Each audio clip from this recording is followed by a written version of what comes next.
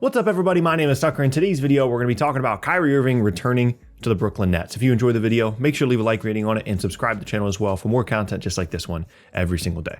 With those things said, let's go ahead and get started. Okay, so last night was a highly anticipated game for Brooklyn. Not only have they not been playing particularly well, 3 losses in a row for the first time this year. It's the first time this year they've lost back-to-back games in general, and they've just been struggling in a lot of different areas. Shot making.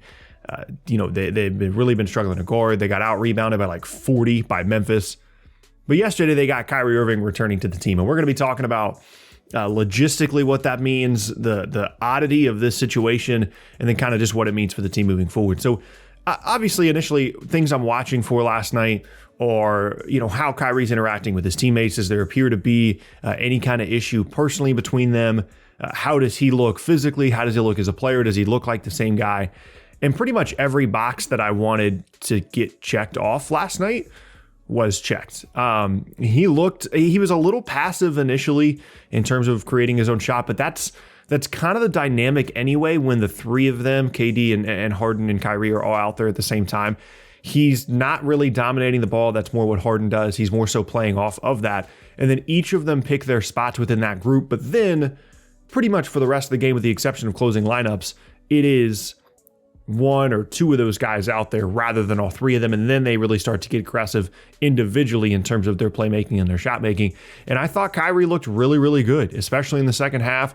He's making a lot of shots, getting to his mid-range. The quickness was there. The handle was there. He looked like he was in shape. I thought early, because you got to keep in mind as well, with the circumstances of all this, it would not be surprising at all if he, got pretty winded early. And I thought that, they pulled him out of the game pretty quickly early on in the game, to kind of ward against that, potentially him just overexerting himself early.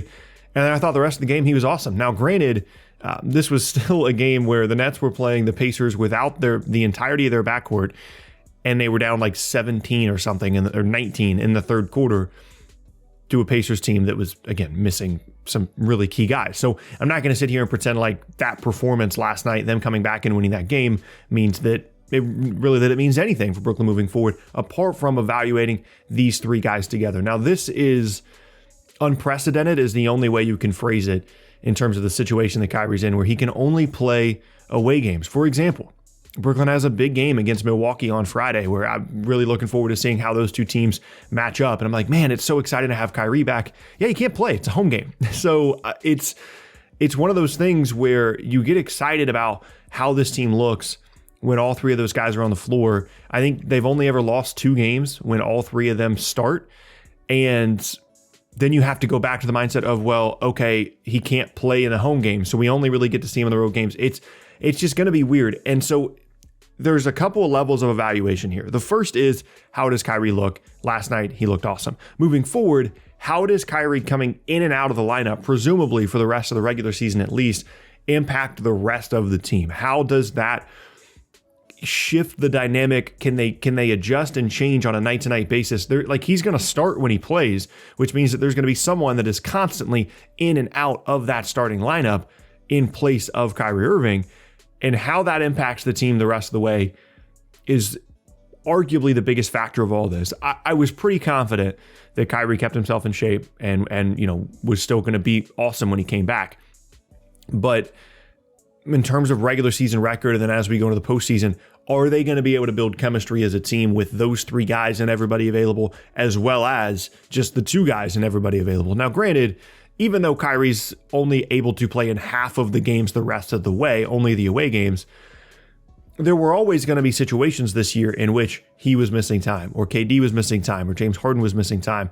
Whether that be intentional or not, that's just how the NBA season goes. There was even if the situation was different with Kyrie and they could all be eligible to play all 82 games, they were never going to play all 82, but this just decreases the sample size of games in which not only we as fans get to evaluate how good they are with all 3 guys, but also that the Nets get the opportunity to kind of build the chemistry between all 3 of them.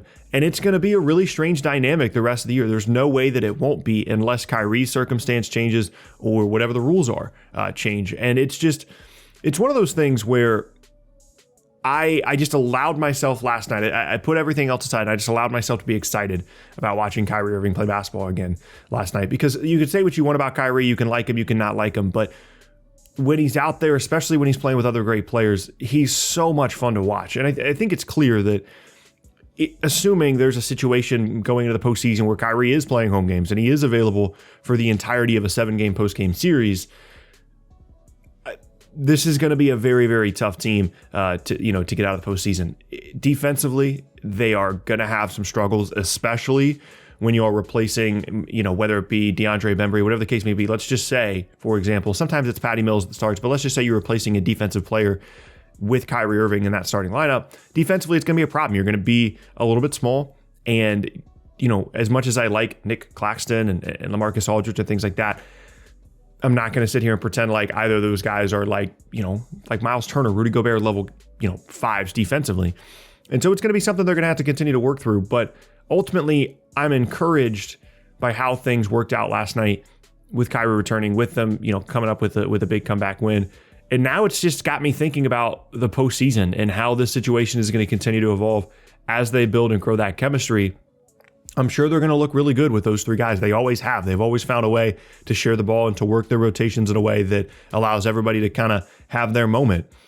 But once we get to the playoffs, is Kyrie going to be available? Are we going to be looking at a situation where the Nets have a Game 7 at home in the Eastern Conference Finals or the semifinals, and Kyrie Irving's not available to play? I've said this entire time that I just, other than the fact that it's Kyrie, I can't imagine that that's the situation that Brooklyn is going to end up being in for whatever reason that may be. Now, granted, I also didn't think that Kyrie was going to be coming back during the season as a result of the Nets changing their mind. So I've been wrong about this situation as a whole before. But when you look at some of the comments Kyrie's making after the game last night about how grateful he was to play, how much he enjoyed it, whether it be because of his own decision, because of some kind of rule changing, whatever the case may be, I really, really struggled. Maybe I'm being too optimistic.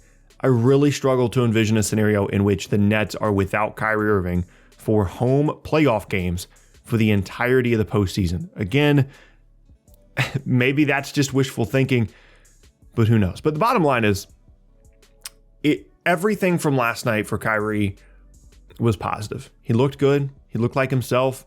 The team, especially defensively, wasn't playing particularly well, but offensively, they looked really, really good. KD had a really nice game.